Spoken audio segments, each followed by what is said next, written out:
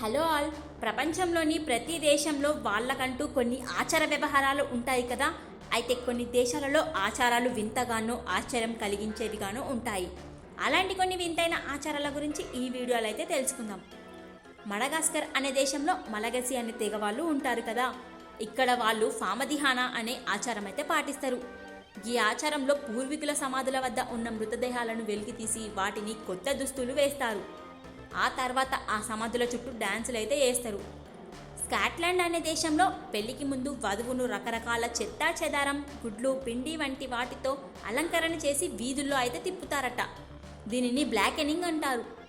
ఈ ఘటన వధువుకి పెళ్లి తర్వాత ఎదురయ్యే సమస్యలను ఎదుర్కొనేందుకు ధైర్యాన్ని ఇస్తుందట అక్కడ ప్రజలైతే నమ్ముతారు. వెనిజులా మరియు బ్రెజిల్ దేశాలలో యానోమామి తెగవారు ఎండో కానిబాలిజం అనే ఆచారం అయితే పాటిస్తారు. ఈ ఆచారంలో చనిపోయిన బంధువుల బూడిదను అరటి పండ్లతో కలిపి సూప్ చేసుకొని తాగుతారట. వింటుంటేనే అదోలా ఉంది కదా. పాపువా న్యూగినియా దేశంలో పోర్ అనే తెగ వాళ్ళకి ఫ్యూనరల్ కానిబాలిజం అనే ఆచారం ఉండేదట.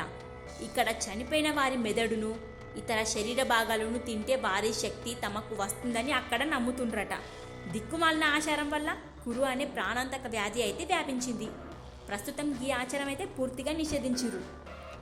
కెన్యాలో గల మాసాయి తెగవారు వివాహ అనంతరం పెళ్లి అయిన తర్వాత వధువు తన భర్తతో కలిసి గ్రామాన్ని విడిచి వెళ్లే ముందు వధువు తండ్రి తన కుమార్తె తల రొమ్ములపై ఉమ్మివేయడం అక్కడ సంప్రదాయంగా వస్తుందట. ఇదెక్కర ఆచారం అంది బాబు, ఇలా ఏ తండ్రి అయినా చేస్తాడా? వామ్మో. ఈ వీడియో అయితే ఏ తెగవారిని ఉద్దేశించి మరియు ఎవరిని కించపరచడానికైతే చెప్పట్లేదండి.